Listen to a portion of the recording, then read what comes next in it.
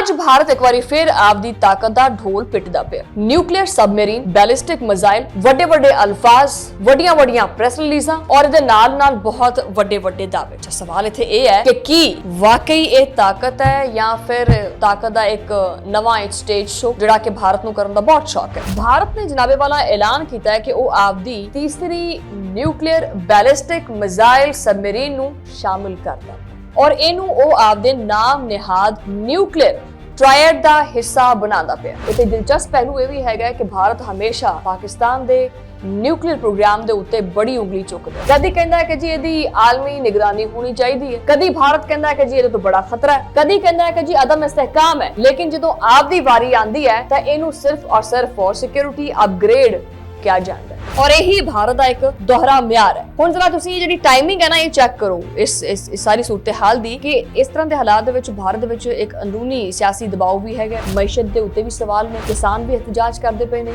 बेरोजगारी भी वधदी पई है ते अचानक कौम परस्ती दा इंजैक्शन ठोक दिता है कि देखो बई आपां किन्ने ताकतवर है, असीं तां सबमरीन्स लॉन्च करते पे हैं। बयानियां हमेशा अंदरूनी जिहड़ियां कमजोरियां हुंदियां है ना, उहनूं छुपाउण दे करके हुंदा। वैसे भारत नूं जदों दी मार्का हक दे विच शिकस्त होई है, भारत अपने दफा नूं बड़ा मजबूत करदा पिया। असल सवाल यह है कि ये सारा कुछ दफाई जरूरत है या खिते दे विच एक नफसियाती जिहड़ी बर्तरी है ओदी कोशिश है, क्योंकि भारत बड़ी बुखलाहट दा शिकार है। हर मुल्क जिहड़ा है वो हथियारां दी नुमाइश करदा फिरदा है। ईरान दा और अमेरिका दा जिहड़ा पंगा पैंदा पिया है वो भी जोहरी हथियारां दे करके ही है। तुहाडा जिहड़ा तेजस त्यारा है वो किधर गया ना, ओदे बारे च गल करो ना। मैं तुहानूं एक कोट कर दवां, तेजस त्यारा भारतीय मीडिया हुण बिल्कुल ही ओनू लोहे लैलन तो तेजा वो उन्होंने खत्म कर दिता अपना प्रोग्राम, क्योंकि आए दिन ओदी कुत्ते वाली हुंदी पई है तेजस त्यारे दी, तो उन्होंने अपना सिस्टम ही खत्म कर दिता है। उन्होंने कहा भी असीं इहदे च बड़ियां फनी खराबियां ने, इहनूं अगे असीं मार्केट च कोट ही नहीं करना है। बिस्मिल्लाहिर्रहमानिर्रहीम, अस्सलाम वालेकुम नाज़रीन, तुसीं देख रहे हो 360 डिजिटल पंजाबी और मैं हां तुहाडी मेज़बान शुमाइला नियाज़।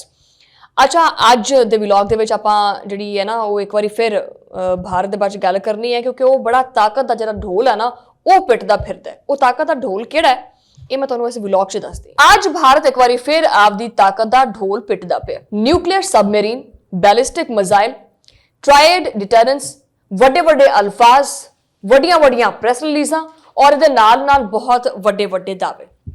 अच्छा सवाल इत्थे ये है कि वाकई ये ताकत है या फिर ताकत का एक नवा स्टेज शो जिहड़ा कि भारत नूं करन दा बहुत शौक है। भारत ने जनाबे वाला ऐलान किया है कि वो आपदी तीसरी न्यूक्लियर बैलिस्टिक मिसाइल सबमरीन नूं शामिल करता पिया और इहनूं वो आपदे नाम निहाद न्यूक्लियर ट्रायड दा हिस्सा बनांदा पिया।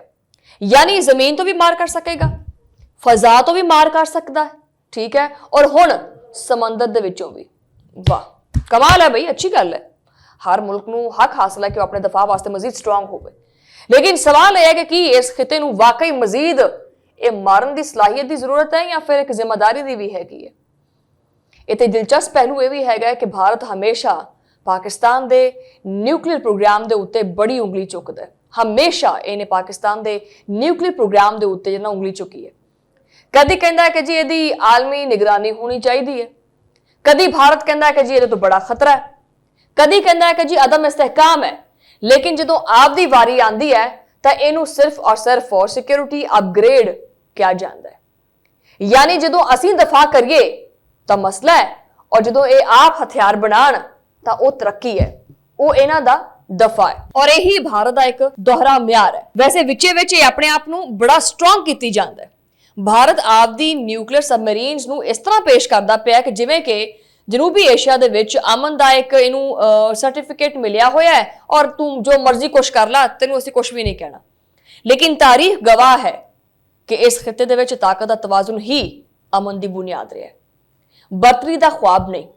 जदों भी किसी एक ने खुद नूं गालिब समझिया है, जो भी अपने आप को ताकतवर समझे तो ओदा नतीजा कशीदगी ही निकले। हुण जरा तुसीं जिहड़ी टाइमिंग है ना ये चेक करो इस सारी सूरत हाल दी कि इस तरह के हालात दे विच भारत दे विच एक अंदरूनी सियासी दबाव भी हैगा, मैशत दे उत्ते भी सवाल ने, किसान भी एहतजाज करते पे ने, बेरोजगारी भी वधदी पई है ते अचानक कौम परस्ती दा इंजैक्शन ठोक दिता है कि देखो बई आपां किन्ने ताकतवर है, असीं तां सबमरीन्स लॉन्च करते पे हैं। बयानियां हमेशा अंदरूनी जिहड़ियां कमजोरियां हुंदियां है ना उन्होंने छुपाने दे करके हुंदा है। न्यूक्लियर सबमरीन जिहड़ी ना वो समंदर दे विच खामोश रहिंदी है, लेकिन ਇਹਦਾ ਜਿਹੜਾ ਇੱਕ ਸਿਆਸੀ ਇਸਤੇਮਾਲ ਹੁੰਦਾ ਹੈ ਉਹ ਬਹੁਤ ਸ਼ੋਰ ਮਚਾਉਂਦਾ ਹੈ। ਠੀਕ ਹੈ, ਵੈਸੇ ਭਾਰਤ ਨੂੰ ਜਦੋਂ ਦੀ ਮਾਰਕਾ ਹੱਕ ਦੇ ਵਿੱਚ ਸ਼ਿਕਸਤ ਹੋਈ ਹੈ, ਭਾਰਤ ਆਪਣੇ ਦਫਾ ਨੂੰ ਬੜਾ ਮਜ਼ਬੂਤ ਕਰਦਾ ਫਿਰਦਾ ਹੈ। ਭਾਰਤ ਇਹ ਤਾਸੁਰ ਦੇਣਾ ਚਾਹੁੰਦਾ ਹੈ ਕਿ ਹੁਣ ਸਿਰਫ ਇਲਾਕਾਈ ਤਾਕਤ ਨਹੀਂ ਬਲਕਿ ਇੱਕ ਆਲਮੀ ਸਟ੍ਰੈਟੇਜਿਕ ਖਿਲਾੜੀ ਵੀ ਬਣਦਾ ਜਾ ਰਿਹਾ ਹੈ। लेकिन आलमी ताकत सिर्फ हथियारों नाल नहीं बनती। आलमी ताकत सिफारती इस्तेहकाम, मुआशी मजबूती और इलाकाई एतमाद नाल बनती है। अगर हथियार ही म्यार ने तो फिर इस मुल्क नूं सुपर पावर मान लेना चाहिए, जिहदे कोले मिसाइल ने। फिर तां असीं भी सुपर पावर हाँ, साडे कोल भी बड़े मिसाइल ने। ठीक है, ये मिसाइलों की बेस ते जे हर बंदा सुपर पावर बनना चाहता तो खरे हर दूजा मुल्क सुपर पावर हुंदा। असल सवाल यह है कि की ये सारा कुछ दफाई जरूरत है या खिते दे विच एक नफसियाती जिहड़ी बरतरी है ओदी कोशिश है, क्योंकि भारत बड़ी बुखलाहट का शिकार है। पाकिस्तान की पॉलिसी बड़ी वाजे है, डेटर्स बराए अमन, लेकिन भारत की हालिया पेशरफ्त का इस तरह के मुकाबले नूं हवा जिहड़ा ना वो ये दे सकता है। ठीक है, जिंदे विच जित किसी दी नहीं हुंदी और न्यूक्लियर हथियार जंग जितन वास्ते नहीं होंगे बल्कि जंग नूं रोकण वास्ते भी होंगे। लेकिन जो मीडिया दे विच इस तरह के हथियारों नूं नुमाइशी तौर पर पेश किया जाए और आखे कि जी असीं फलाना किला फतह कर लेना है, तो यह मुमकिन नहीं होता। बहरहाल सब तो अहम गल यह भी है कि की जनूबी एशिया के करोड़ों आवाम नूं बेहतर तालीम, सेहत और रोजगार और इस्तेहकाम चाहिए या मजीद हथियारों की नुमाइश चाहिए है। हर मुल्क जिहड़ा वो हथियारों की नुमाइश करता फिरदा है। ईरान का और अमरीका का जिहड़ा पंगा पैंदा पिया है, जो पै रहा है, जो तनाज़ा चलता पिया है, वो भी जोहरी हथियारों के करके ही है। अगर भारत वाकई जिम्मेदार एटमी ताकत है तो ताकत के नाल नाल तहमुल भी दिखाना पएगा। लेकिन बदकिस्मती इहदे कोल ना बयानिया है, ना ताकत हैगी, ना क्यादत हैगी, ना फौज हैगी है, कख नहीं हैगा इहदे कोल। बाकी बनाई जा अपनी जिन्नियां भी सबमरीन्स बनाना पिया तू इत्थे समंदर दे विच एक होर सबमरीन जिहड़ी है ना वो डाल देना बड़ा आसान है।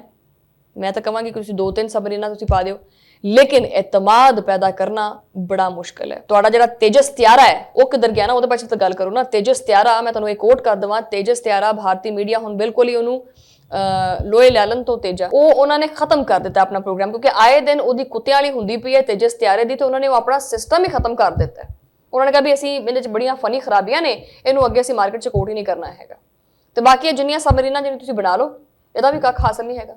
ਇਹ ਖਿੱਤਾ ਪਹਿਲਾਂ ਹੀ ਹਸਾਸ ਹੈਗਾ। इत्थे ताकत का तवाज़ुन बिगाड़न की कोई भी कोशिश सिर्फ खतरात नूं वधाएगी। ठीक है, और तारीख ने हमेशा दिखाया है कि इस खिते दे विच यकतरफा बरतरी किसी नूं नहीं मिली। लेकिन पाकिस्तान हमेशा अमन चाहता है, इस्तेहकाम चाहता है। पाकिस्तान कभी भी अगर कोई जवाबी कार्रवाई करता है तो वो अपने दफा वास्ते करता है। पाकिस्तान ने कभी भी पहल नहीं की किसी भी मामले दे विच, और ताकत का असल इम्तिहान भी यही होंदा है, जिम्मेदारी ना कि हथियार। तुहाडे नाल मुलाकात होंदी अगले व्लॉग दे विच, उदों लई अल्लाह ने के पान।